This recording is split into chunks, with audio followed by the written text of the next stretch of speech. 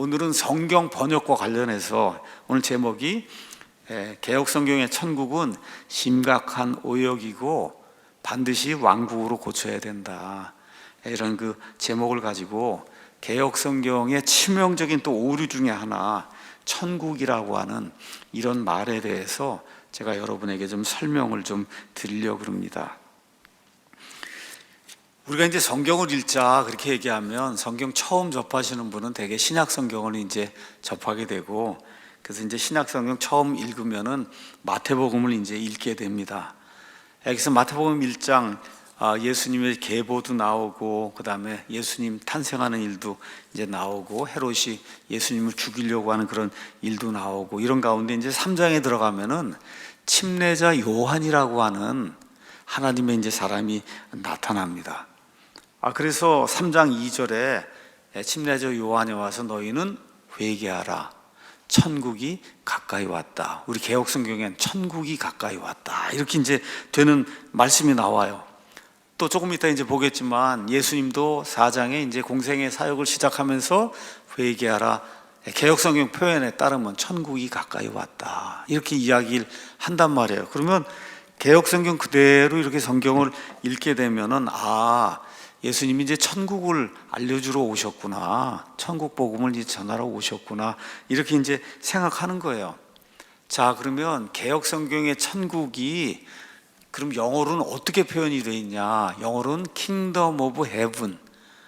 Kingdom of Heaven이 at hand. 요 hand가 요 hand잖아. hand가 요 바로 옆에 있잖아요. 여러분, hand가 저기 떨어지는 사람이 있어요? 내 손이 한 1km쯤 떨어지고 그런 사람이 있어요? 없죠. Kingdom of Heaven is at hand. hand 여기 가까이 있단 말이에요. 이렇게 가까이, 이렇게. 그래서 이거를 Kingdom of Heaven이라고 원래 말이 그렇게 기록이 돼 있고, 또 영어 성경도 다 그렇게 돼 있는데, 우리 개역 성경은 개역 성경뿐만 아니라 한국에서 나온 거의 모든 성경은 천국으로 이거를 번역을 하고 있어요. 자, 그러면 우리가 죽어서 가는 천국 있잖아요. 우리 예수님 믿는 사람들이 영원토록 사는 그곳을 우리가 천국이라고 이야기하죠. 그 천국은 그럼 영어로 뭐냐? 헤븐이에요. 영어로 헤븐. 우리 죽으면 헤븐에 가는 거예요. 믿지 않는 사람은 헬에 가는 거예요. 그러니까 헬의 반대는 헤븐이고 헤븐의 반대는 헬이에요. 하나는 천국이고 하나는 지옥이에요. 자, 그럼 여러분이 영어 가서 보시면 예수님이나 침례자 요한이 와서 선포한 거는 헤븐이 가까이 왔다고 선포한 게 아니고 킹덤 오브 헤븐이 가까이 왔다는 거예요. 완전히 다른 거 보이시죠? 헤븐, 이건 한 단어고 킹덤 오브 헤븐은 세 단어잖아요. 그렇죠? 이거를 그대로 문자 그대로 번역을 하면 하늘의 왕국이 가까이 왔다는 거예요. 그러니까 침례자 요한이든 아니면 예수님이든 그 유대 땅에 오셔서 그 두 분이 선포한 이 하나님의 말씀은 하늘의 왕국이 가까이 왔다는 거지 천국이 가까이 왔다는 게 아닙니다. 자, 이 두 개는 완전히 다른 거예요. 자, 그래서 침례자 요한의 사역의 대상은 누구냐? 유대인들이에요. 침례자 요한은 다른 어떤 사람들에게 선포하지 않았어요. 오직 유대인들에게만 말씀을 선포했고, 그럼 예수님께서 3년 반 공생애 하시는 동안에 예수님 말씀 선포에 거의 99.9% 그 사역의 대상이 누구냐? 예수님 누구에게만 선포하셨어요? 유대인들에게만. 그렇죠? 마태복음 가서 한번 읽어보겠습니다. 마태복음 10장 말씀 읽어보시고 그 다음 칸은 넘겨주시죠. 마태복음 10장 5절에서 8절. 예수님께서 12명의 사도를 이제 내보내시며 그들에게 명령하여 이르시되 너희는 이방인들의 길로 들어가지 말고 이방인들한테 가면 안 된다. 사마리아 사람들이 어떤 도시, 이스라엘 사람하고 이방인하고 이렇게 합쳐져서 반쯤 이스라엘인 이런 사람들한테 가면 안 된다는 거예요. 오히려 이스라엘 집에 잃어버린 양들에게 가야 된다. 그러니까 12제자, 12사도, 또 예수님, 침례자 요한, 이분들이 3년 반 동안 이런 사역을 예수님과 같이 했는데, 이 사역의 대상이 누구냐? 이스라엘 집이라고 성경에 가서 보면 다윗 집, 아합 집, 이렇게 집이 나와요. 집이라고 하는 게 집이 아니고 가문, 아니면 집안 사람들, 이런 뜻이에요. 그러니까 이스라엘은 야곱이잖아요. 그러니까 야곱의 집안에 속한 자들, 이스라엘 백성의 잃어버린 자들에게 가라. 그래서 너희는 가면서 뭐라고 선포해야 되냐?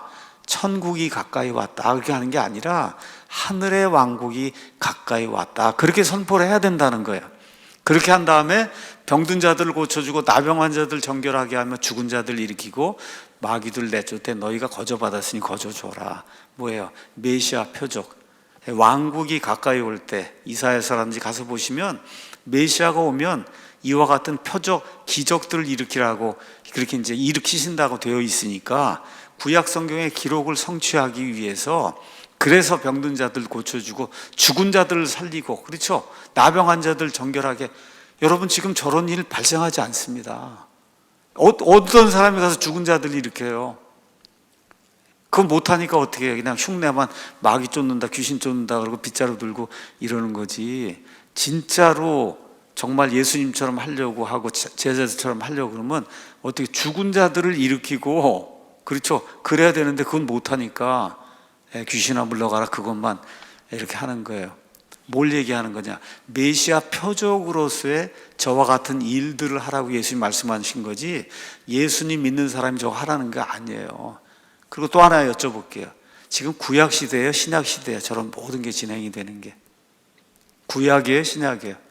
구약이에요. 예수님 십자가 전까지. 그러니까 구약이 아주 구약이에요. 이거를 깨닫지 못하고 그리고 저거를 지금 계속해서 하려고 하고 이렇게 하면은 그러면 넌센스가 되는 거다.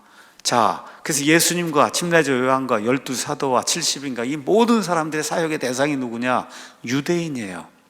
유대인. 그렇죠?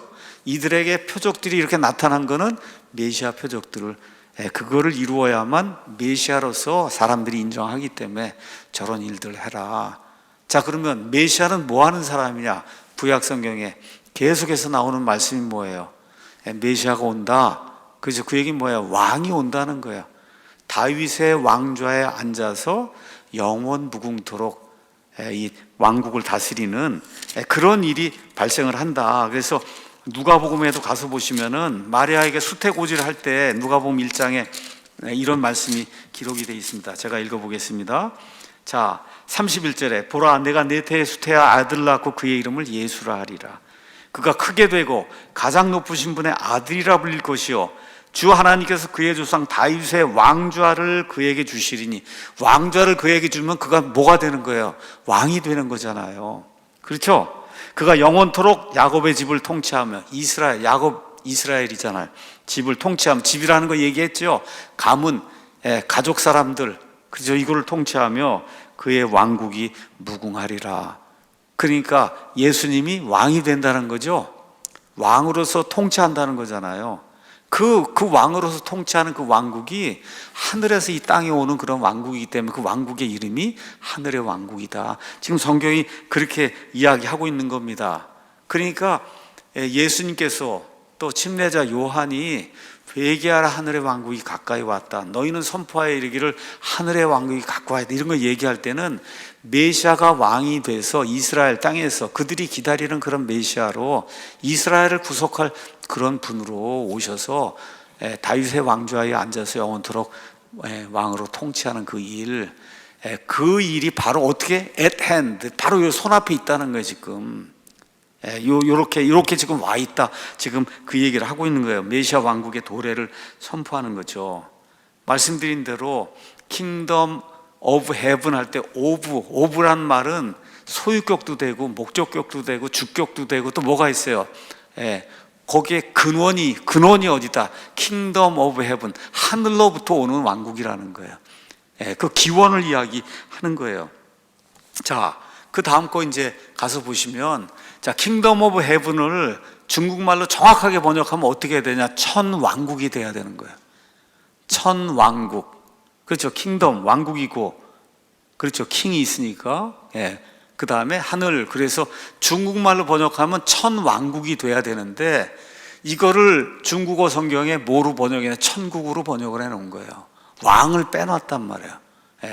그리고 이렇게 그냥 보면 뭐 똑같은 거겠지. 그런데 이게 하늘과 땅 차이인 거예요. 천국은 헤븐이고 천왕국은 하늘의 하나님께서 이 땅에 메시아 왕국 세우는 그 왕국을 이야기하는 거를, 저걸 천왕국을 천국으로 번역해갖고 지금 한국어 성경, 일본어 성경에 다 천국으로 저렇게 이제 되어 있는 거예요. 그래서 중국어의 이런 축약으로 인해 하늘의 왕국이 천국으로 뒤바뀌는 그런 일이 생겼다. 그럼 이게 왜 이렇게 중요하냐? 왜 이렇게 중요하냐고요?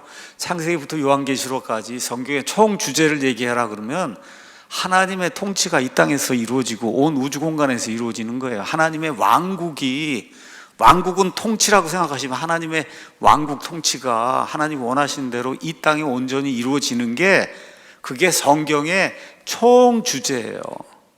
성경의 그 총 주제가 그건데, 그 왕국인데 그 왕국이 하나도 안 나와요. 개혁 성경이나 이런 우리나라 성경에는 왕국이 한 번도 안 나와요.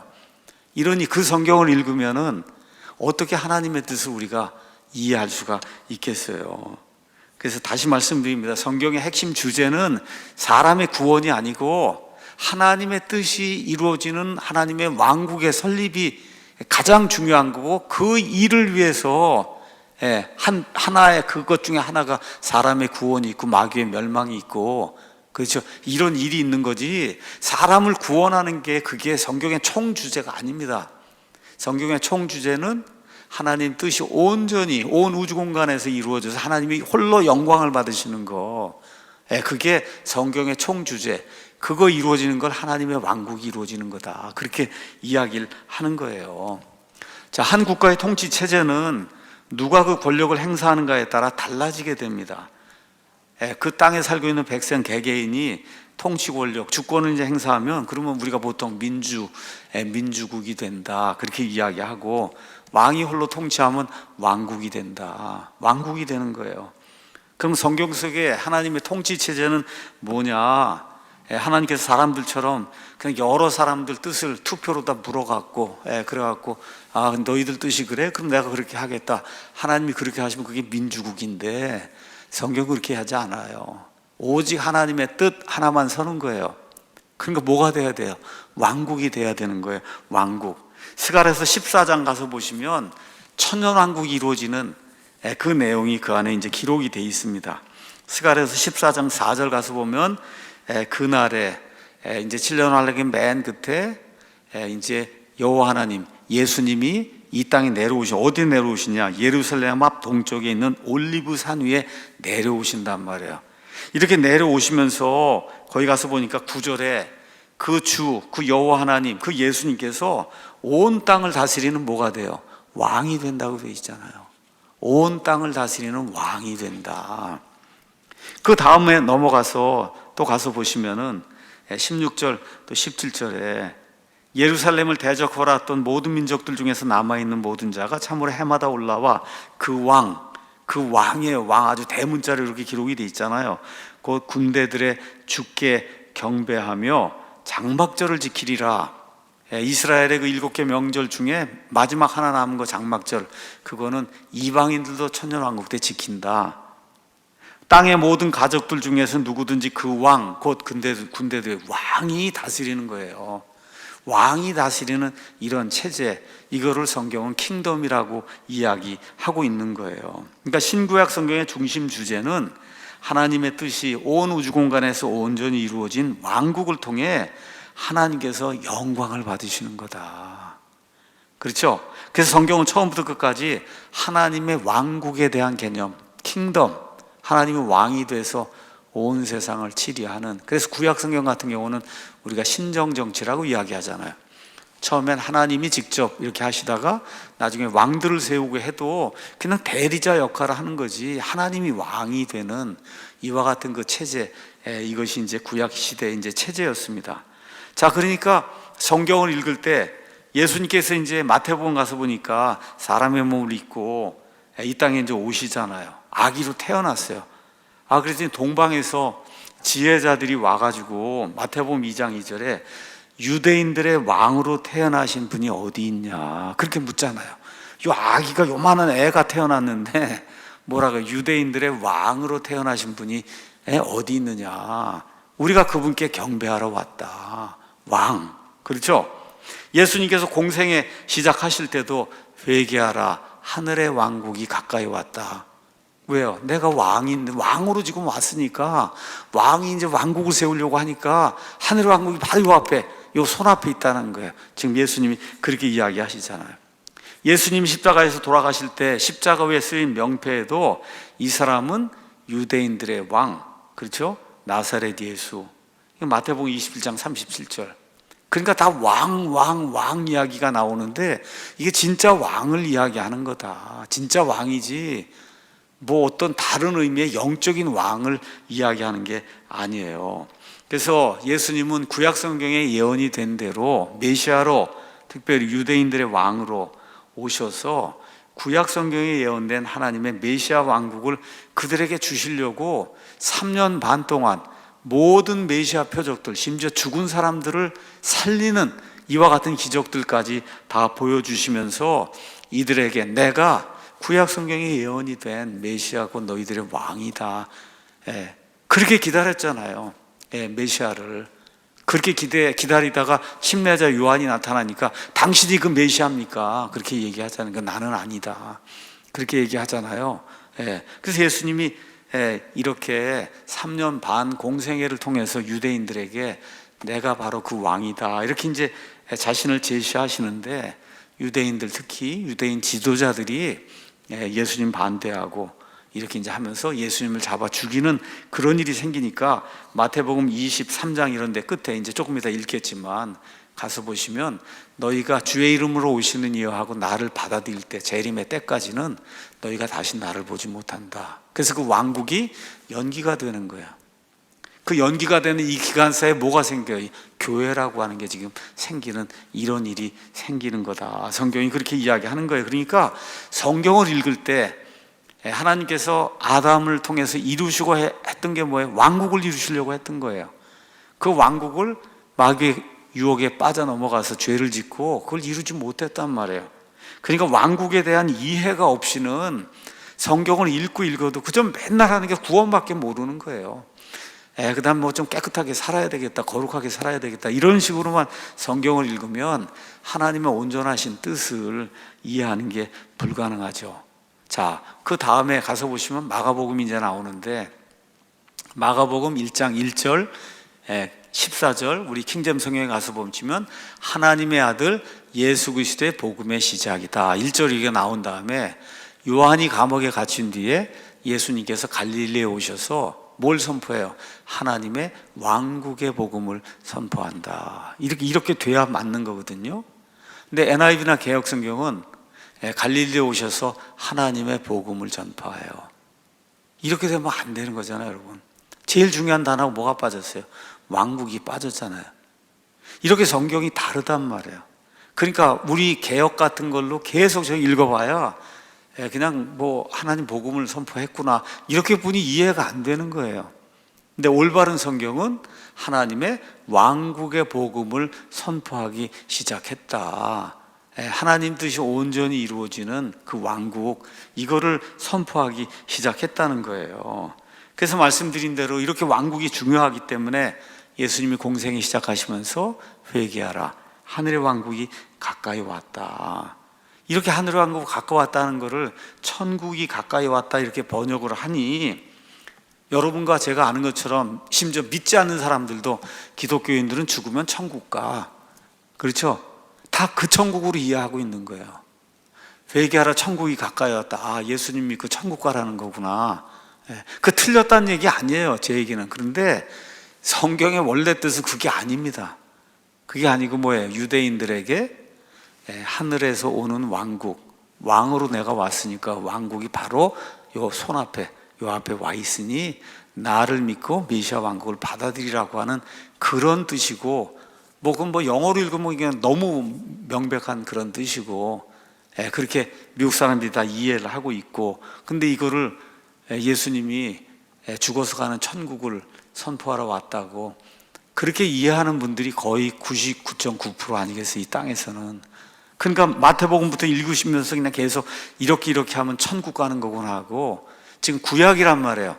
구약 시대 율법이 지금 이루어지는 이 시대에 그 율법이 있는 말씀들을 지키려고 그렇게 노력을 하니까, 어떤 목사는 부모에게 불순종하면 지옥 간다 그러고, 그냥 대놓고 그렇게 설교를 하잖아요. 부모에게 불순종하면 지옥 간다 그러고, 예수님 믿다가도. 그런 일이 발생하는 거예요. 그래서 마태복음 가지고서 그냥 열심히 행위해야 된다고 하다가 또 로마서 가면 은혜로 구원받는다 그러고, 이러니 1년에 365일 중에 그냥 왔다 갔다 뭐 은혜로 된다고 하다가 또 마태복음 해서는 또 거기서 율법의 행위를 이루어야 된다 그러고, 그렇게 하다가 이러니까 성도들이, 목사도 헷갈려서 지금 왔다 갔다 하는데 성도들이 얼마나 헷갈리겠어요. 왜 그래요? 신약과 구약이 이해가 안 되고, 그 다음에 예수님이 하늘의 왕국을 주시러 온 거지 천국을 주러 온 게 아니다. 물론 천국을 주시려고 우리에게 신약 시대를 십자가를 통해서 여셨지만, 이 예수님이 활동하시던 유대 땅에서 활동하시던 그 3년 반 동안의 그 사역은 전적으로 유대인들을 향한 그런 사역이었다. 이런 거를 이해를 이제 할 수가 없는 거죠. 자, 그러면 우리가 마태복음 6장 가서 보시면 예수님께서 가르쳐 주신 소위 주기도문이라고 하는 게 나옵니다. 그러므로 너희는 이런 식으로 기도해라. 여기 나오는 너희 100% 유대인들이에요.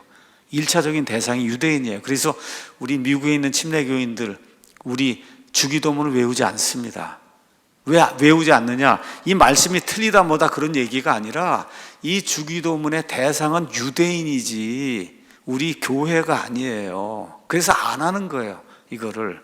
자, 그러면 유대인들이 그렇게 간구하는 게 뭐예요? 하나님의 뜻이 이루어지는 왕국이 오는 걸 그렇게 간구하고, 메시아 오는 걸 간구하니까, 그러니까 이렇게 기도하라는 거죠. 앞부분 읽으면 하늘에 계신 우리 아버지요, 아버지의 이름이 거룩히 여겨지게. 이름이라고 하는 게 그 전 인격체를 나타내니까 하나님이 거룩한 분으로 여겨지게 그렇게 하시고, 그 다음에 우리 킹제임스 성경 같으면 아버지의 왕국이 오게 하시며, 아버지의 뜻이 하늘에서와 같이 땅에서도 이루어지게 하옵소서. 하늘에서 이루어진 그 아버지의 뜻이 땅에서 이루어지면 그게 뭐예요? 하늘의 왕국이 이루어지는 거잖아요. 이걸 지금 개혁은 나라의 임하옵시며 뜻이 하늘에서 이룬 것 같이 땅에 이렇게. 여러분, 무슨 나라고 무슨 뜻이에요? 이렇게 적어 놓으면 말 그대로 그냥 두루뭉술한 거거든요. 뭐 이해가 되는 것 같은데 안 되잖아요. 이렇게 하면 나라의 임하옵시며 뜻이 하늘에서, 무슨 뜻이란 말이에요. 무슨 뜻, 그죠? 무슨 나라, 이런 것들이 이렇게 번역이 제대로 이루어지지 않고, 우리나라의 가장 큰 문제가 대충 하는 거예요. 대충. 이게 근데 이상하게 다른 나라 가서 공사할 때는 대충을 안 하고 엄청 잘하는데, 하여튼 국내에서 뭐 하는 건 다 대충. 이 성경도 지난 100년 동안 저렇게 대충 이렇게 하니까 대충 기독교가 이렇게 돼서 대충 믿는 거예요. 그냥 대충. 이렇게 되면 안 된다. 하나님은 대충 믿는 거 좋아하는 분이 아니라 정확하게 있는 그대로 이렇게 믿는 걸 원하시는 거예요. 그럼 여러분이 킹제임스 성경처럼 그대로 읽으면 아버지의 왕국이 오게 하시며, 그래서 하늘의 왕국이 오는 거구나. 아버지가 어디 계세요? 하늘에 계신 그 하나님, 그 하나님의 뜻이 하늘에서 이루어진 것처럼 땅에서 이루어지니까 그게 하늘의 왕국이 이 땅에서 이루어지도록 그걸 위해서 기도하라고 유대인들에게 그렇게 이야기하고 있는 거잖아요. 그렇죠? 그래서 이렇게 실제로 하늘에 있는 그 하나님의 뜻, 하늘에 있는 하나님의 왕국, 이게 이 땅에 온전히 이루어지는 거, 이게 하늘의 왕국이죠. 자, 그럼 하늘의 왕국이 어디에 나오느냐? 처음으로 다니엘서에 이제 나옵니다. 다니엘서 가서 2장에 가서 보시면 2장에 이 바빌론 느부갓네살 왕이 본 커다란 형상이 나와요. 그래서 바빌론, 그 다음에 페르시아, 그 다음에 그리스, 로마 제국이 쭉 변하는 이 왕들의 시대에 왕들이 쭉쭉 변천이 되면서 맨 마지막에 세상 끝에 하늘의 하나님께서 결코 멸망하지 아니할 한 왕국을 세운다면 어디에 세우겠어요? 이 왕국을 하늘에 아니면 땅에? 땅에 세우잖아요. 하늘의 하나님이 결코 멸망하지 않는 한 왕국을 땅에 세워요. 그래서 그 이름이 하늘의 왕국이에요. 그 이름이 하늘의 왕국. 그 왕국은 다른 백성에게 남겨지지 아니하고 오직 유대인들에게 남겨지며, 도리어 이 모든 왕국들, 세상에 있는 모든 왕국들 다 부숴 산산조각 내서 소멸시키고 영원히 선다. 그래서 아까 스가랴에서 읽은 것처럼 천년 왕국이 되면 한 왕이 존재하고 그 왕이 모든 걸 다 다스리고, 그래서 유대인들이 으뜸가는 그런 민족이 되고 모든 민족들이 다 가서 장막절을 지켜야 되고 하는 그런 일이 생기는 거를 다니엘서 2장 44절에 거기 모든 것들의 끝에 왕국들이 변천하고 맨 마지막에 하늘의 하나님께서 결코 멸망하지 아니할 한 왕국을 어디에 세워요? 이 땅에. 특별히 더 구체적으로 얘기하면 저 이스라엘 땅에, 더 구체적으로 하면 예루살렘에. 그렇죠? 어떻게 해요?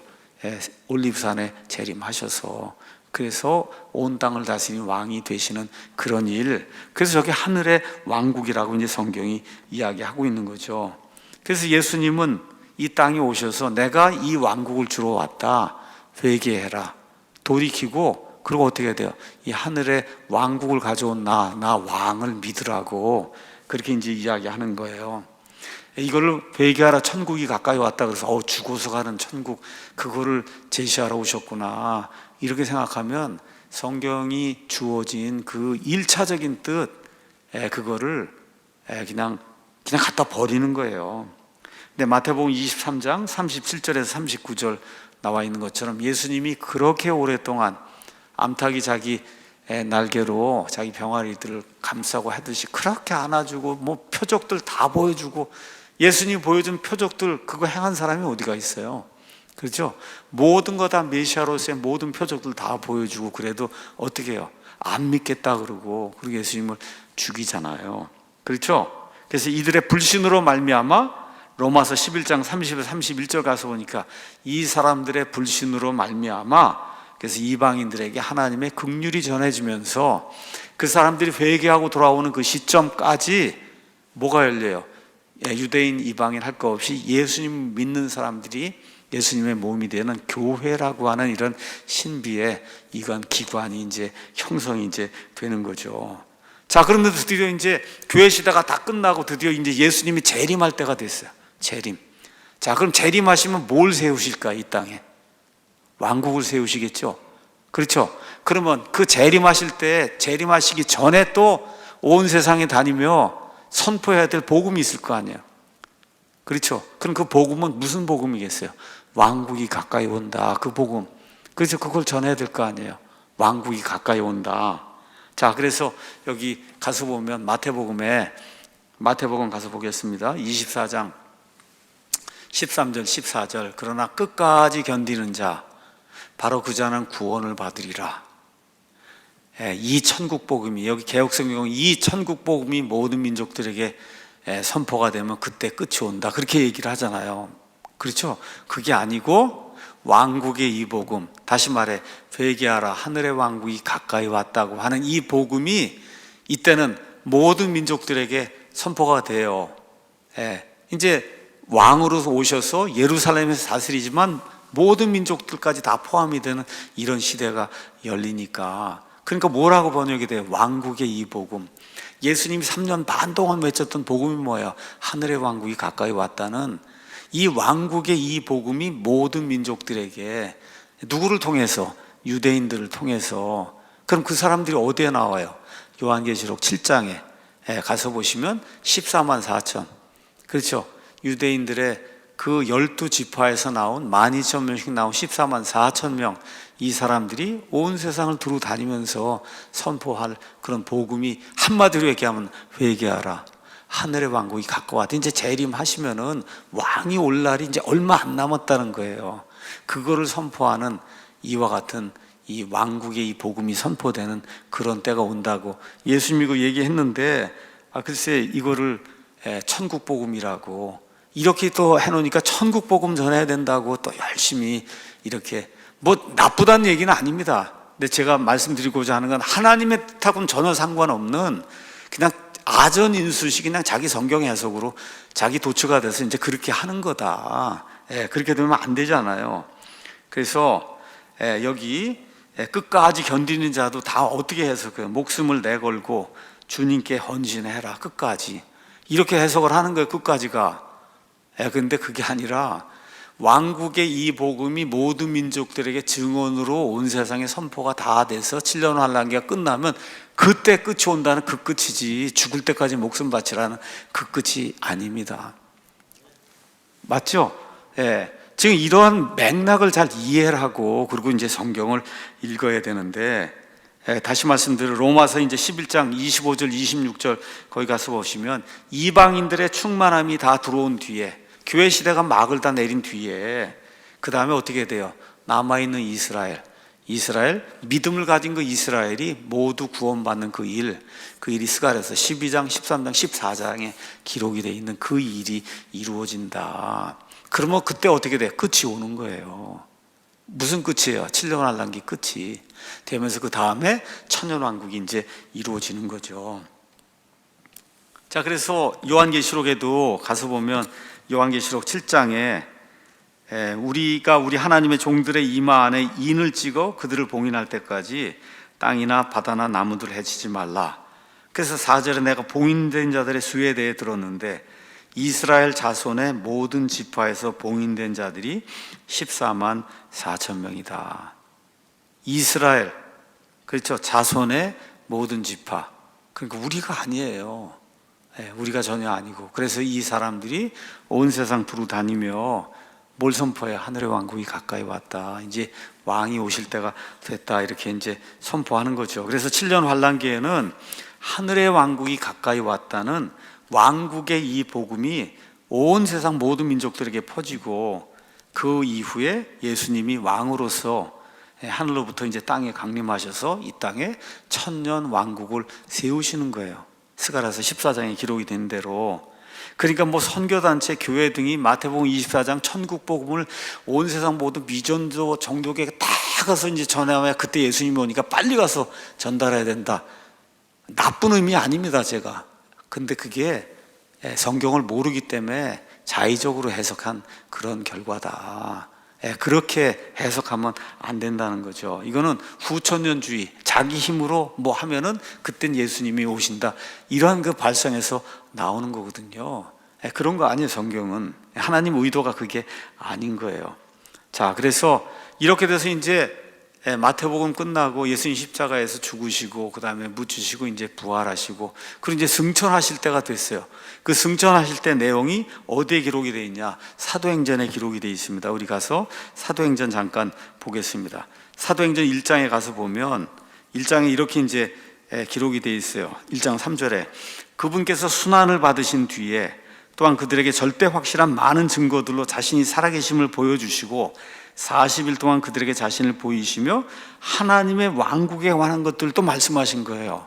하나님의 왕국에 대한 걸 또 말씀을 하신 거예요.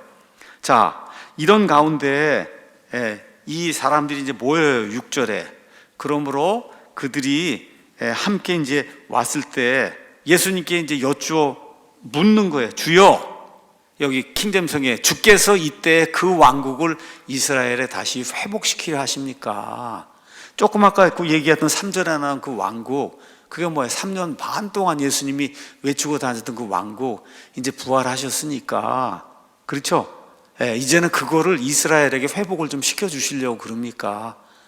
그렇게 이스라엘에게 주려고 했던 그 왕국, 그거를 주시려고 그럽니까? 이렇게 묻는 거거든요, 이거를. 개혁은 주께서 이스라엘 나라를 회복하심이 이때니까 이거는 안 되지 않습니까, 이게. 이거 위에 있는 킹제임 성경하고 밑에 거는 그냥 뜻이 완전히 다른 거예요. 이스라엘 나라를 회복하는 게 아니고 그 이스라엘의 그 왕국, 주님이 3년 반 동안 이렇게 선포하고 다녔던 그 왕국을 이제는 회복을 시켜주시려고 그럽니까? 그러니까 예수님께서 뭐라 그래요? 때와 시기는 아버지께서 자신의 권능 안에 두셨더니 그건 너희가 이제 알 바가 아니다. 그 왕국이 회복되는 때 누구에게? 이스라엘에게 회복되는 거예요. 그 왕국, 예수님이 주시려고 했던 그 왕국 이스라엘이 회복이 되는 그때는 너희가 알 바가 아니고 하나님이 이제 알아서 하실 거고, 오직 성령님께서 너희에게 오신 뒤에 너희가 권능을 받아 예루살렘과 해서 온 세상에 돌아다니면 이제 교회 시대가 열린다고 예수님이 그렇게 말씀해 주신다는 거예요. 그러니까 하나님의 그 뜻이 이루어져서 이스라엘의 그 왕국이 회복이 된다는 게 안 된다는 게 아니라, 그게 언제 될지는 이제는 아버지 손안에 맡기고 이제 시대가 바뀌었다는 거예요. 성령님이 오셔서, 그래서 성령님의 시대가 열리고 교회 시대가 열린다는 것을 예수님이 말씀해 주세요. 그러면 결국은 이 교회 시대가 끝나게 되면 그럼 어떻게 돼요? 예수님 말씀하신 그 왕국이 재림의 때 문자 그대로 이루어지는 그런 일이 이제 생기는 거잖아요. 개혁성경은 또 이런 데서도 오역을 해서, 완전한 오역을 해서 이걸 읽고는 무슨 뜻인지 알 수 없도록 이렇게 이제 만들어 버렸죠. 자, 그렇기 때문에 우리나라에서는 교회가 이스라엘을 대체했다는 로마 카톨릭 교회 이스라엘 대체 신학이 주류를 이루고 있는 거예요. 성경이 잘못 번역되어 있으니까 이스라엘이 뭔지 교회가 뭔지 뭐 다 짬뽕이 돼 갖고 전혀 알 수가 없잖아요. 그래서 이스라엘 대체 신학, 한국 성도들 가운데 이스라엘의 회복과 하늘의 왕국이 설립되는 것, 특히 천년 왕국이 저 이스라엘 땅에 문자 그대로 이루어지고, 예수님이 올리브산으로 다시 온다는 게 저게 스가랴서에 있는 이런 거가 무슨 영어, 아무것도 모르잖아요. 이걸 안다 그래서 뭐 훌륭하다 그렇게 얘기할 수는 없지만 이 책이 주어진 의미를 1차적으로 이해하고 그리고 성경을 읽어야 되지 않겠어요? 그리고 올바로 가르쳐 줘야 되지 않겠어요? 하늘의 왕국이 뭐냐고 얘기하면 올바로 가르쳐 줘야죠. 그렇죠? 그러니까 이런 걸 아는 사람이 거의 없으니까 학자들로부터 시작해서 성도들에 이르기까지 어려서부터 이렇게 잘못 번역된 성경을 읽고 이것으로 말씀을 공부한다고 이러다 보니까 하나님이 주신 그 뜻, 원래 뜻을 이해하는 게 거의 불가능한 이런 시점에 놓여 있다. 그러니까 이게 성경이 이해가 안 되니까 어떻게 해요? 많은 구절을 영적으로 해석하고 비유 해석을 하고, 특히 구약 성경 이런 거 읽으면은 그냥 이게 역사적 사실로 하나님의 치료가 이루어지는 사실로 대하지 않고 그냥 난 다 하고 상관이 없는데 그냥 읽으라 그러니까 읽으면서 어떻게 큐티, 이 안에서 하나님이 무슨 말씀을 나에게 주셨구나. 자꾸 다 나에게 적용한, 나한테 무슨 말씀이 오늘 제비 뽑아봤더니 좋은 이런 말씀이 나오고, 이렇게 큐티로, 이런 큐티 재료로만 사용을 하니까 우리 한국교회 성도들에게, 목사님들에게, 신학자들에게는 하나님의 왕국에 대한 이와 같은 심오한 신학이 형성이 안 돼요. 그러니까 맨날 하는 게 구원파 말인다. 구원, 그거 어느 면에서 얼마나 유치한 거야. 어떤 구원파는 그냥 구원받으면 성화도 그냥 100% 이루어진다 해서 성화 얘기하면 다 쫓아내는 이런 구원파도 있어요. 구원받으면 그 순간 성화도 다 이루어진다는 거예요.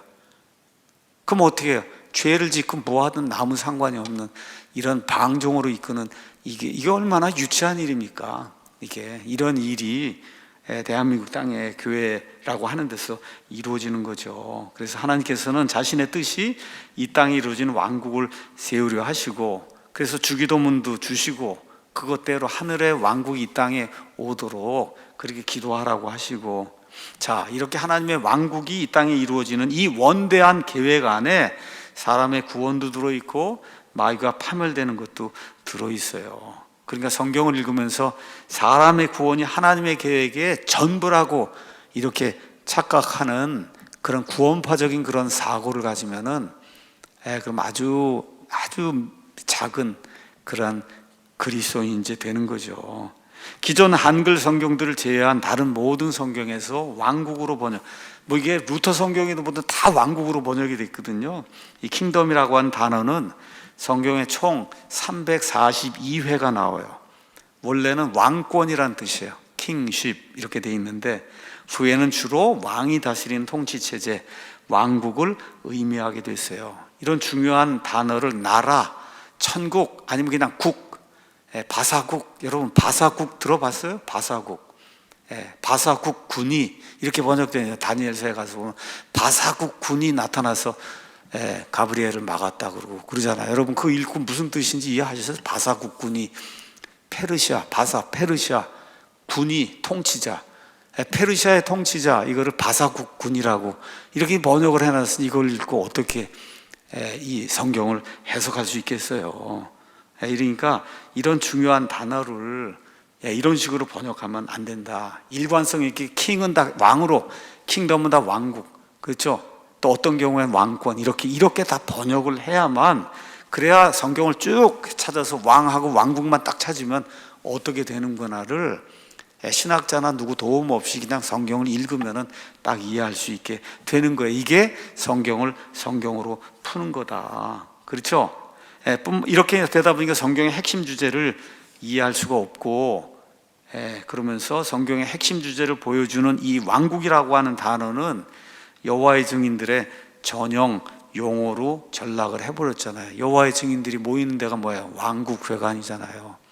영어로는 킹덤 홀 이렇게 얘기해 놨잖아요. 거기서 김밥 천국이 나오는 거잖아요. 김밥 천국, 왕국회관. 왕국의 이해가 이제 부족하므로 이 누가복음 17장 20절 21절 말씀 이런 걸 가지고 오해하는 그런 해석이 교회 안에서 난무하죠. 가서 한번 읽어보겠습니다. 그 다음 거 개역성경 가서 보시면 바리새인들이 하나님의 나라가 어느 때에 임하나이까 하고 예수님께 물으니까 예수님께서 대답하여 가라사대 하나님의 나라는 볼 수 있게 임하는 것이 아니요 하나님의 나라는 너희 안에 있다. 자, 하나님의 나라가 너희 안에 있다 그랬어요. 근데 지금 너희가 누구예요? 너희가 누구예요? 바리새인들이잖아요. 바리새인들이 하나님의 나라가 어느 때 임하냐 그러니까 하나님의 나라는 너희 안에 있다. 예수님이 그렇게 얘기하시잖아요. 그럼 이거 어떻게 된 거예요? 바리새인은 예수님이 뭐라고 불렀어요? 독사의 자식들이라고 불렀는데, 독사의 자식들 안에 하나님의 나라가 있나? 천국이 있나? 그렇죠? 이렇게 읽을 수밖에 없게 이렇게 이제 돼 있잖아요. 그러니까 이런 걸 나라로 번역하면 그 뜻을 전혀 할 수가 없는 거예요. 그러니까 문맹 무시하고 뭐라 그래요? 천국은 진짜 있는 게 아니라 마음이 평안하면 천국이다. 그렇게 말하는 목사나 교회가 얼마나 많아요. 이 구절 이렇게 가져다 대면서 마음이 평안하면 천국이고 마음이 불안하면 지옥이다. 그렇잖아요. 하나님의 나라는 너희 안에 있다 그랬으니까. 그래서 실질적인 하나님의 나라 천국을 부인을 하고 이 마음이 평안하면 그게 천국이라고 주장하는 이러한 그 인본주의적인 이런 해석이 얼마나 많아요. 자, 누가복음에 가서 보시면, 개역성경으로 가서 보시면 하나님의 왕국이 어느 때 오느냐고 바리새인들이 그분께 다그쳐서 디맨드 했어요. 어느 때 오는지 빨리 얘기해라. 그러니까 그분께서 그들에게 응답하여 이르시되 하나님의 왕국은 볼 수 있게 오지 아니하며 또 그들이 이르기를 여기를 보라 혹은 저기를 보라 하지도 못하리니 보라 하나님의 왕국은 너희 안에 있다. 이게 뭐야? 내가 지금 왕으로서 이미 여기 와 있기 때문에 왕으로서 심판하는 그런 자로 와 있어서 너희 가운데서 심판을 집행할 자로 와 있다는 그런 뜻이에요. 왕이 오면 왕국이 임하는 거잖아요. 내가 지금 왕으로 와서 바리새인들에게 너희를 심판하려고 지금 너희 안에 있다. 지금 그런 이야기를 하는 거지. 마음이 편안하면 천국이고 마음이 불안하면 이 지옥이다. 이런 얘기를 하는 그런 대목이 아니다. 그러니까 이것도 왕국으로 번역을 해야 내가 왕으로 지금 여기 너희 속에 와 있다는 이런 뜻이 이게 가능해지는 거거든요.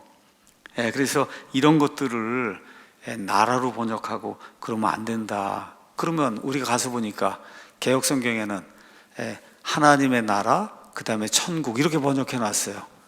그렇죠? 하나는 킹덤 오브 갓, 킹덤 오브 헤븐, 이거는 하나는 하나님의 나라, 하나는 천국. 그럼 여러분 이게 같은 개념이라는 걸 이해 못 하잖아요. 그럼 뭐야? 하나님의 왕국, 하늘의 왕국. 그래서 유대인들은 하나님이 하늘에 계시기 때문에 감히 하나님이라고 얘기하지 못할 때 그걸 하늘로 표현했어요. 이렇게 되니까 하나님의 왕국, 하늘의 왕국 해야 이게 같은 개념이 되는 거고, 예수님은 하나님의 아들이시며 또 사람의 아들이잖아요. 그럼 하나님의 아들, 그럼 여기는 사람의 아들 그래야지. 이걸 인자로 번역하면 그러면 안 되잖아요. 미가서 이런 데 갔으면 하나님이 인자를 사랑하고 그러니까 어떤 분이 이게 예수님이라고. 여러분 이런 넌센스가 지금 발생하는 거예요. 거기 가서 보면 나는 인자를 사랑한다 이렇게 돼 있어요. 사람들이 긍휼 베푸는 걸 인자로 표현했는데 이게 개역성경이 인자로 생각하고 예수님 가리킨 인자로 생각하고 예수님을 사랑하는 거라고 이렇게 해석하는 그런 일, 이게 다 중국 한자 때문에 이런 문제가 발생을 하는 거예요. 누구의 아들이라고 하는 거는 그거는 그 아버지와 동일하다는 걸 얘기하는 거예요. 하나님의 아들이라고 얘기하면 내가 하나님이다 그런 얘기를 하는 거고, 사람의 아들이라고 얘기하면 내가 사람하고 똑같은 모든 걸 갖고 있다는 거예요. 그러니까 신성과 인성을 한 인격체 안에 가지고 있는 그분이 누구예요? 예수님이에요. 그렇기 때문에 이것도 하나님의 아들, 사람의 아들 이렇게 번역을 해야 그래야 신학이 전달이 될 수 있는 거예요. 신학이. 그게 원래 히브리 말, 그리스 말에 주어진 그런 개념이고, 영어나 뭐 독일어 다 그렇게 번역을 했고, 근데 이제 한국말 성경이 이렇게 중국어의 영향을 받다 보니까 이러한 어떤 무지한 일이 발생할 수밖에 없는 그런 환경이 이제 됐어요. 그래서 왕국이 성립되려면 무엇보다 이제 왕이 있어야 되거든요. 그러니까 예수님께서 자기에게 질문하는 그 바리새인들에게 내가 왕으로 너희 가운데서 와서 거하니까 하나님의 통치가 이미 너에게 임했다, 이 독사의 자식들아, 그렇게 이제 이야기를 하는 거예요. 결론을 말씀드립니다. 지난 100년 동안 개혁성경이 우리나라 많은 사람들에게 구원을 가져다 주고, 정말 많은 사람들, 그것뿐이 없으니까 읽을 수 있는 게 얼마나 좋은 성경으로 자리매김했는지 모릅니다. 근데 저희가 이 시간에 이런 것들을 이제 지적하는 거는 그런 좋은 역할을 많이 했음에도 불구하고 너무 부족한 부분이 많고 오류가 많다. 이렇기 때문에 킹제임스 성경 올바로 번역이 돼서 하나님의 뜻을 온전히 담고 있는 이 킹제임스 성경, 이 킹제임스 성경을 여러분이 꼭 읽어야 된다. 제가 오늘 어떤 분들하고 이제 이야기하면서 갈라디아서 5장 1절, 어떤 분들 이제 좀 있으면 이제 책이 나옵니다. 건국전쟁 책이 나와요. 건국전쟁 우리가 봤잖아요. 거기 책에 추천사를 써달라 그래서 쭉 읽는 가운데 갈라디아서 5장 1절이 나오는 거예요. 그리스도께서 우리로 자유롭게 하셨으니 그러므로 굳게 서고 다시 종의 멍에 얽매이지 말라. 뭐 개혁성이 그렇게 돼 있는 거예요. 여러분 이렇게 읽으실 때 자유 뭐 그러니까 프리덤을 이렇게 주시고 뭐 종에서 벗어나게 이렇게 이제 이해가 돼요. 뭐 자유인이 되라고 이렇게 한 거 아니냐. 그래서 제가 감독하고 이야기를 하고 그 다음에 그 출판사 사장에게 여기 있는 거 이렇게 쓰면 이게 안 된다. 이승만 대통령이 사용하던 영어 킹제임스 성경, 그 킹제임스 성경에 있는 그 단어 그거 그대로 살려야 된다. 여기 나오는 자유는 리버티예요. 프리덤이 아니고 리버티. 그 다음에 여기 종의 멍에가 아니라 속박의 멍에. 그러니까 이 대한민국 이 자유민주주의, 미국 자유민주주의, 자유가 아니면 죽음을 달라. 프리덤이 아니에요. 리버티가 아니면 죽음을 달라는 거예요. 리버티. 그 뭐예요? 죄와 사망과 마귀와 지옥의 속박에 갇혀있던 그런 사람들에게 해방의 자유를 주는 게 그게 그리스도의 복음이에요. 그 해방의 자유, 그 리버티를 깨달은 사람들이 세운 자유민주주의 국가가 미국이고, 그걸 그대로 우리나라에 갖고 와서 우리에게 이 해방의 자유를 선사한 사람이 이승만 대통령이다. 그래서 감독이 그걸 설명을 하고 그리고 출판사 사장에게 이거 바꿔야 된다. 그래서 사장님이 오케이 그렇게 하시고 킹제임스 음정역 밑에 영어 다 쓰고 이승만 대통령이 사용하던 영어 킹제임스 성경 그대로 번역 이렇게 해서 밑줄 쳐라. 리버티 그 다음에 거기 본디지라고 하는 거 이 속박 이거 밑줄 치고, 그래서 우리 킹제임스 성경 그대로 그리스도께서 해방의 자유로 우리를 자유롭게 하셨으니 그러므로 굳게 서고가 아니라 그 자유 안에 굳게 서고, 그 자유 안에 굳게 서고 다시 속박의 멍에에 얽매이지 말라. 그러니까 이승만의 마음속에 들어있는 건 딱 두 개예요. 해방의 자유, 그 다음에 또 하나가 속박의 멍에. 그 두 개가 그 사람에게 머릿속에 아주 그냥 가슴속에 파묻혀서 속박의 멍에에서 벗어나 해방의 자유를 내가 얻고 우리 국민에게 줘야 되겠다. 이걸 평생 실천한 거거든요. 그러니까 이런 단어들이 멋있게 이렇게 번역이 돼야 되는 거. 해방의 자유, 리버티. 얼마나 필라델피아 이런 데 가면 자유의 종이 있다 그래서 프리덤, 벨 오브 프리덤 아니 리버티예요. 우리 여기 인천에 가면 메가더 장군 있는 자유공원이 있어요. 프리덤 파크가 아니라 리버티 파크예요. 리버티. 이게 이게 참 영어라고 하는 게 이렇게 멋있는 거예요. 우리 킹제임스 성경이 그런 걸 다 전달을 해준 거예요. 이런 것들이 제대로 이렇게 전달이 되는 이런 성경, 이게 우리 킹제임스 금정역 성경이다. 그래서 이번에 나오는 그 책에는 우리 킹제임스 금정역 성경의 해방의 자유, 속박의 멍에 이런 것들이 이제 나오는 그런 좋은 책이 될 겁니다. 여러분 한번 보시면 내용이 굉장히 좋더라고요. 나중에 이제 다시 한번 소개를 하도록 그렇게 하겠습니다. 기도하고 마치겠습니다. 아버지 하나님 감사합니다. 우리와 함께 해주신 것 감사합니다. 우리 가운데 병이 있어서 아파서 나오지 못하는 그런 형제 자매들이 있사오니 아버지 하나님 그들 기억해 주시고 은혜를 풍성히 베풀어 주셔서 병에서 해방될 수 있도록 도와주시옵소서. 이승만 대통령이 한성 감옥에서 구원받고 그리고 리버티 주님이 주시는 이 영혼의 해방의 자유, 이거를 조선 땅에 사는 모든 사람들에게, 속박의 멍에에 갇혀 있는 사람들에게 그걸 주기 위해서 그때부터 돌아가실 때까지 온 평생을 예수 그리스도의 해방의 자유의 기쁨, 이걸 가지고 사는 것을 생각해 볼 때 정말 눈물이 날 정도로 기쁩니다. 이 나라의 해방의 자유를 허락해 주시고 복음을 통해서 또 해방의 자유를 우리가 누릴 수 있도록 해주신 예수님의 은혜에 다시 한번 감사를 드리며 이번 4월 10일 총선에서 해방의 자유가 잘 지켜질 수 있도록 하나님께서 도와주시기를 간절히 원합니다. 예수님의 이름으로 기도하옵나이다. 아멘.